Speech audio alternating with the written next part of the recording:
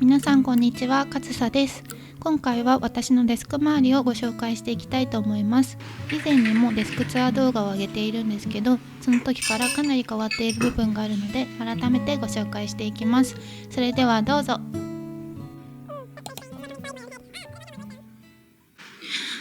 はい、それでは私のデスク周りをご紹介していきます。まず大きめの家具からご紹介していきたいと思います。まずはじめに使っているデスクは IKEA のラグカプテンという種類の天板と同じく IKEA の高さを調整できる足を組み合わせて使っています。大きさは 140cm×60 センチのサイズのものです。で、デスクの下に同じく IKEA のアレックスという引き出しを設置しています。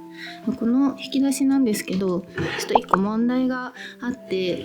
本当はこれもっと出るはずなんですけど、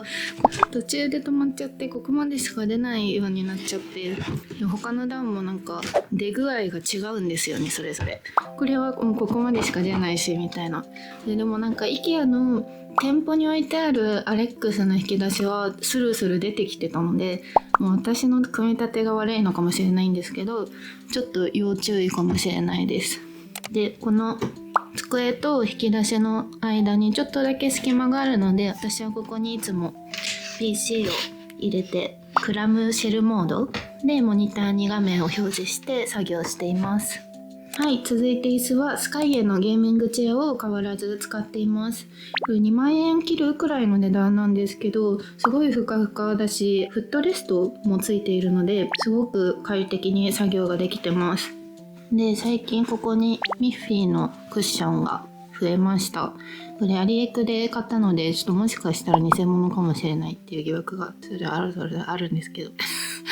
あるんですけど、可愛いのでいつもここに置いたり背中に敷いて腰が痛くならないようにねしたりして使ってます。で、ちょっと前の動画で開封して組み立てる動画あげたんですけど、最近カラックスっていう IKEA の棚を導入しました。デスクの横にぴったりこうやってつけることでちょっと L 字デスクっぽい感じにして使っています。このデスクが140センチしかないのでちょっと物が置ききれなくなってきて困ってたんですけど、このカラックスを設置したおかげですごい広々と使えるようになりました。なのでちょっとデスク拡張したいなみたいな人にはすごくおすすめだと思います。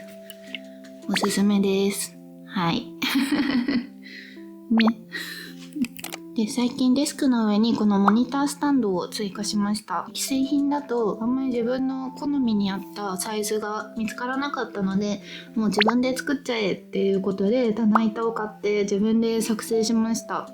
で、何を使ったかっていうと、この棚板はまずアイリスオーヤマさんの 120cm×20 センチの棚板で、足の部分がかなり雑なんですけど、こ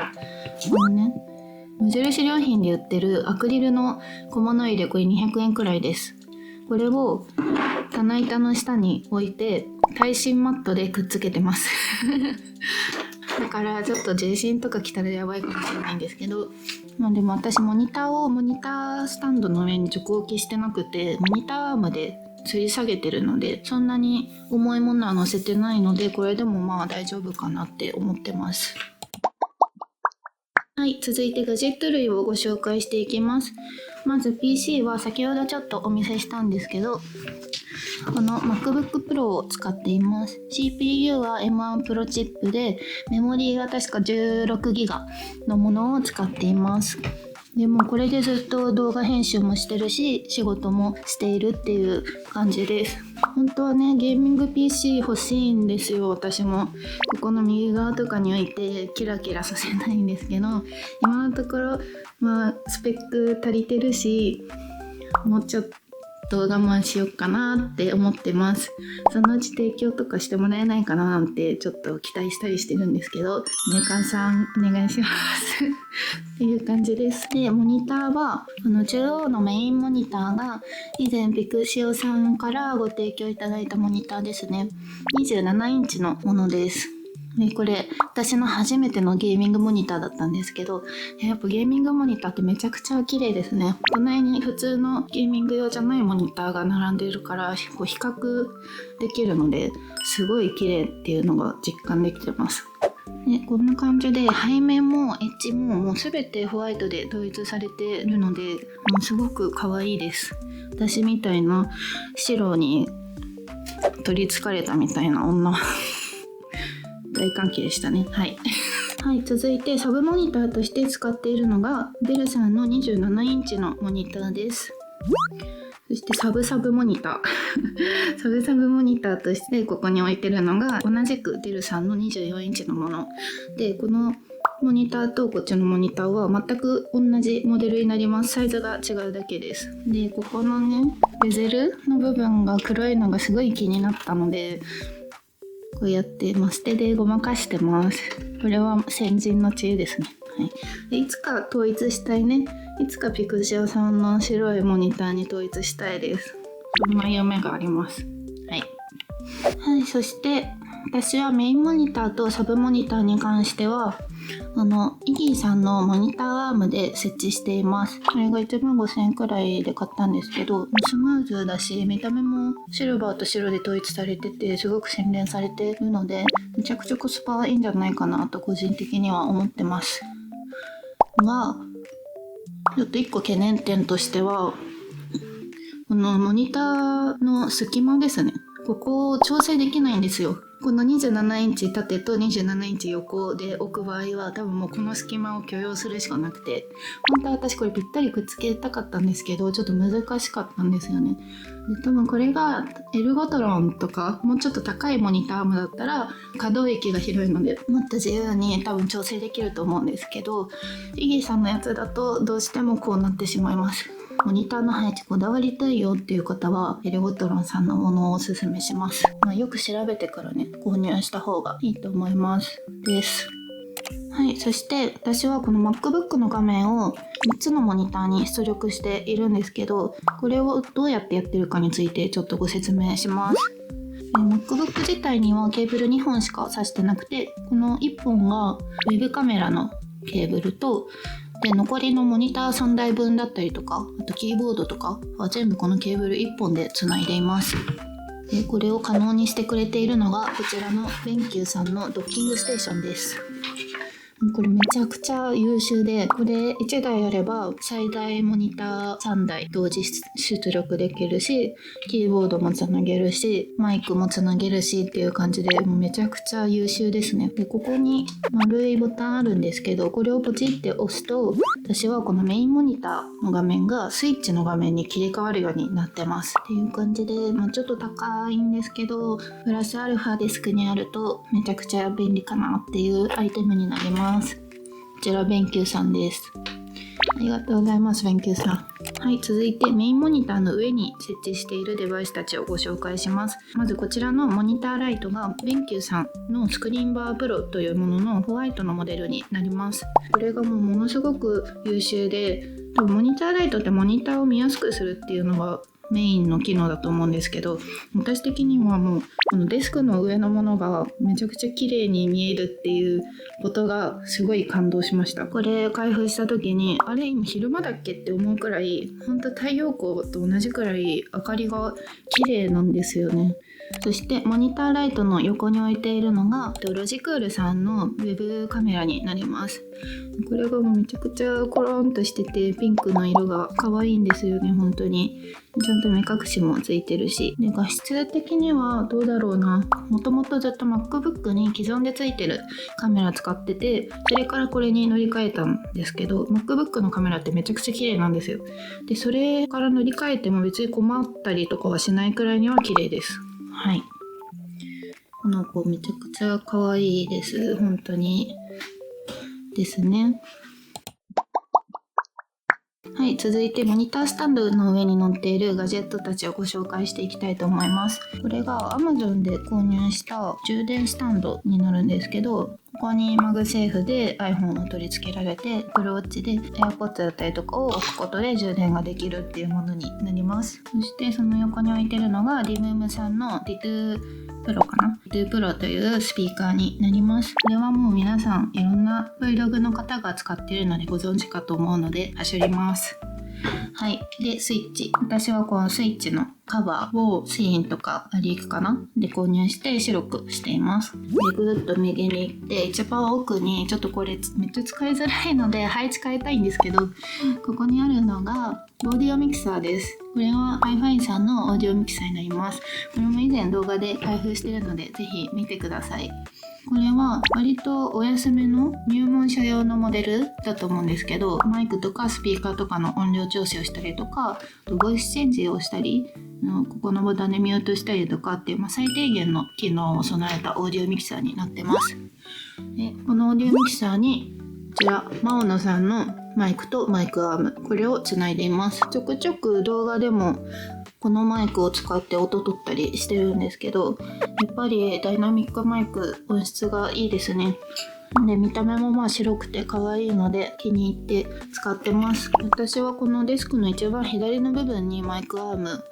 設置して使うときはこうぐーっと引っ張ってきて使うっていう感じです。はい、これが私目線です。はい、そしてデスクの一番左側に置いているのがこのマンバーワンっていうコントローラーになります。これ見た目がすごい透明感があって可愛いのももちろんなんですけど、ここがモニターになっていてコントローラーのカスタムボタンの設定とか、あとライティングの色の変更とかを全部ここで行うことができます。充電スタンドもついているのでこんな感じで置いて充電することができます。これもすごく可愛くってお気に入りのコントローラーです。はい、そしてこのデスクの左側の壁のところにはキーボードを1台飾ってあります。これはユンジーさんの X75 Pro かな。結構皆さん使ってる方も多いと思うんですけど、このキーボードをせっかく透明なので透明の棚につけたいなっていうことで、無印さんのアクリルの賃貸でもつけれるタイプの棚をここに設置しています。デスクから見て正面には IKEA の 56cm×56cm の有効ボードを設置して、こういうヘッドセットとかコントローラーとかを飾っています。このヘッドセットは私の動画見てくれてる方はおなじみだと思うんですけど、レーザーのバラキューダ X をもうずっと使っています。これスピーカーもいいしマイク音質もいいし、何より見た目がすごい私好みで可愛いので気に入ってずっと使ってます。そしてこちらのコントローラーは Amazon で適当に買ったコントローラー、多分3500円くらいかな。これがもう全部スケルトンで平成のゲームボーイ世代にはぶっ刺さる感じのコントローラーですね。めっちゃ可愛い。でこれはもう皆さんどのデスクにも置いてあるでしょうっていう感じの LED の時計です。今時間が12時間ずれてますが、本当は夜の8時20分です。はい、続いてキーボードに関してはキーブームさんのファントム81っていう透明のキーボードを使っています。これ高級感がすごくてめちゃくちゃ綺麗なんですよね。本当に美しいっていう感じです音量調整のダイヤルもついているし、ライティングがやっぱ透明なのでね、めっちゃ綺麗です。本当にこれおすすめで、打鍵感もなんか重みがあるコトコト音っていう感じですごく高級感があって耳障りがよくって本当に好きです。ただ1個ちょっと注意点なのが、これめちゃくちゃ重いです。多分1キロくらいあるんじゃないかなっていうくらい本当に重いので、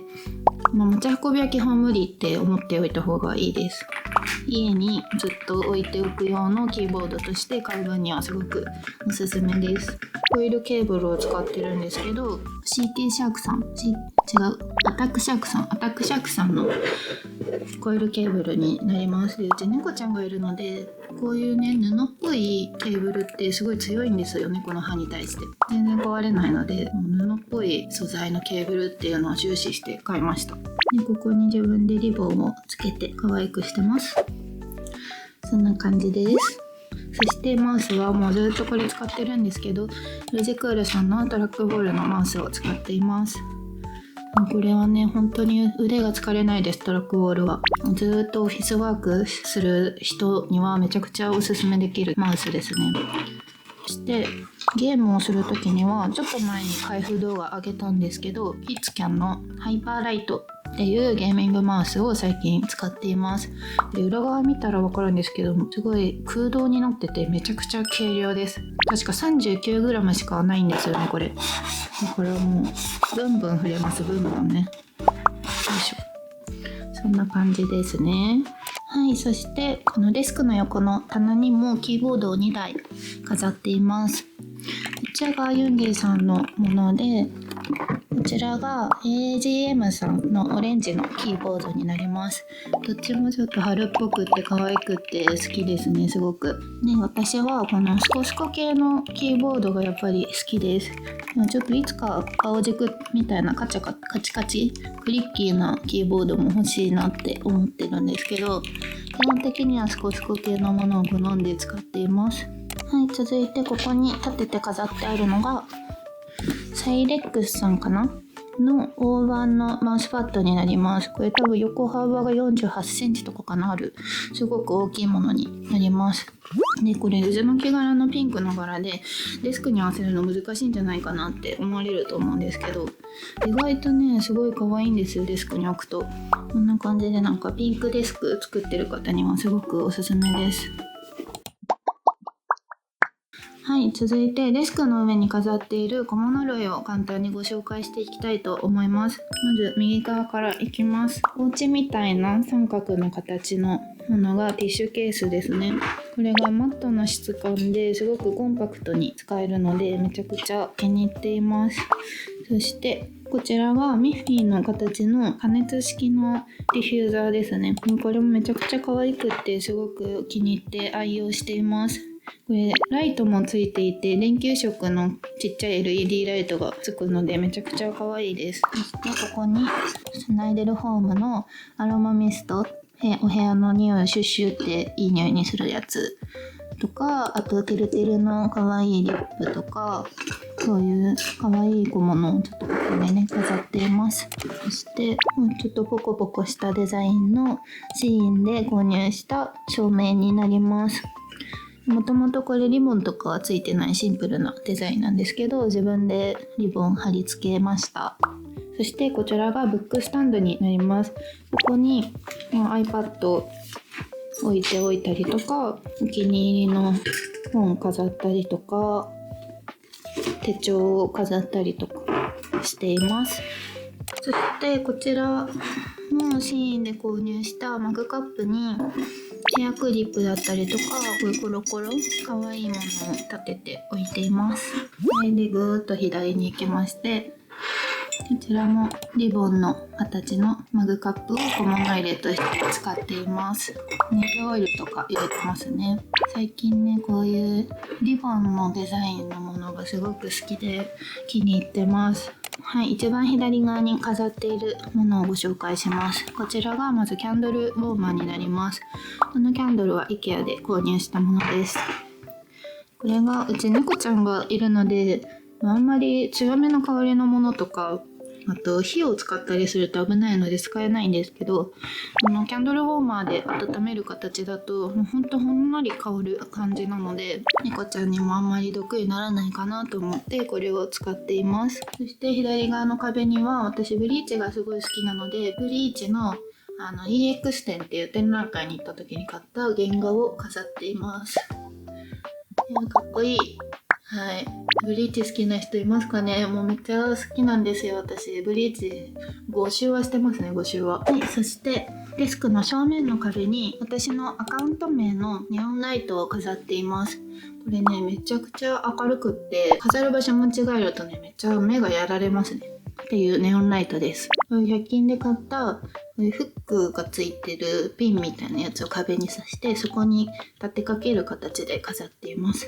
これねもう絶対ね地震来たら落ちるね。これ絶対来ないでくださいっていうことで地震来ないように祈ってますね。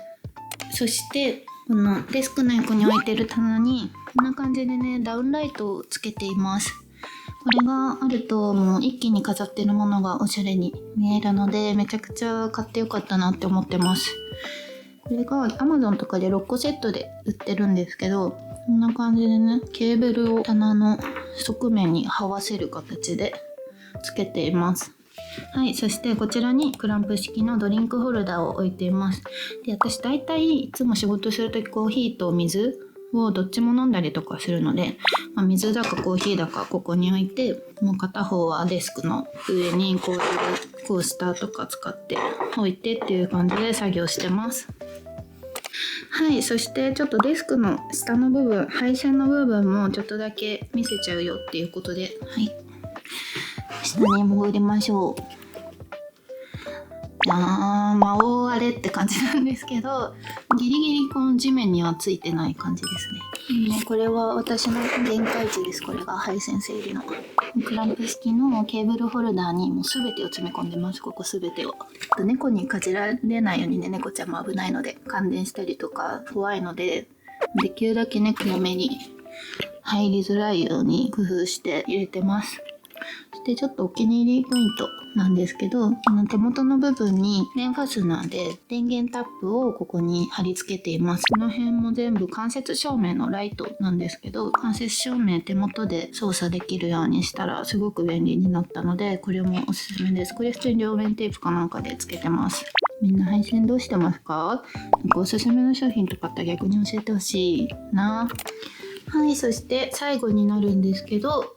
このデスクの天板の反対側のエッジの部分にスイッチボットの LED テープを貼り付けています。LED テープっていろんな種類あると思うんですけど、私的にはスイッチボットの LED テープがやっぱ最強っていう結論に至っていて、なぜかっていうと、スイッチボットのやつはスマホのアプリを入れるともう本当に色が無限に自由に選べるんですよ。で、やっぱ光量も多いですね。2700円くらいするんですけど、光り方がすごく綺麗なので、スイッチボットのやつは本当におすすめです。で、アレクサ持ってる方はアレクサで操作できますね。ね、アレクサ。アレクサ、スイッチボットの操作できるよね。すみません、お役に立てません。だそうです。はい。